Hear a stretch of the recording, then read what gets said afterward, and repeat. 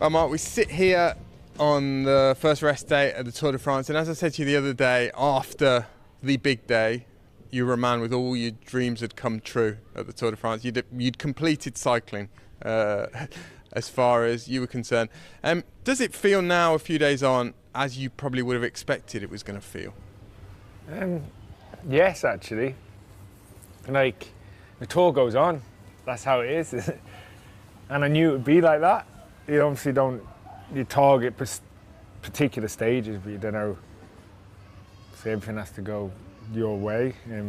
That stage I target in particular, so it's really early on.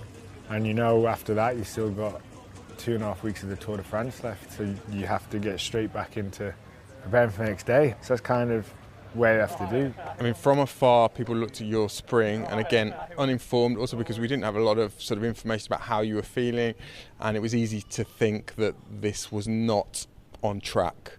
How big were your doubts, and where did they kind of peak? Do you remember 2010? I won 2 races before the Tour de France. The same stuff was said in 2010. That's 14 years ago. But you know, and I won 5 stages at the Tour de France. But you were 38 in March. Back then, you were at the peak of your powers, as far as most of us were concerned. Of course, there's going to be setbacks. There's always be setbacks in people's lives and people's jobs. You know, but it's how you deal with them. And the more you wallow on a setback, the longer time it takes to get things back on track. I think that's something you've always been good at, keeping your course and being unwavering, unerring. But with time, is that one of the things you become more and more proud of? Because generally sprinters don't win a lot at 38, 39. It's irrelevant what's happened to other people and what other people do. I think that's the majority of doubt comes from people not understanding what it takes to do what you do. You know, if everybody understood what it took to win at the Tour de France, everyone would be a cyclist. Then my job as a cyclist would be a lot harder. I probably wouldn't have won 35 stages, you know. Life's taught me. Things out of your control, you worry about that.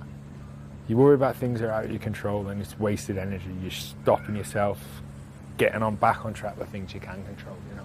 I won't ask you what you're going to do next year because I don't think you want to tell the world that yet. But the rest of the Tour de France? Predominantly, I'd like to get to Nice. I'd like to finish my last Tour de France. Just for pride, really, I guess. I think I've earned the right to kind of ride on pride a little bit and get to try and finish without pressure.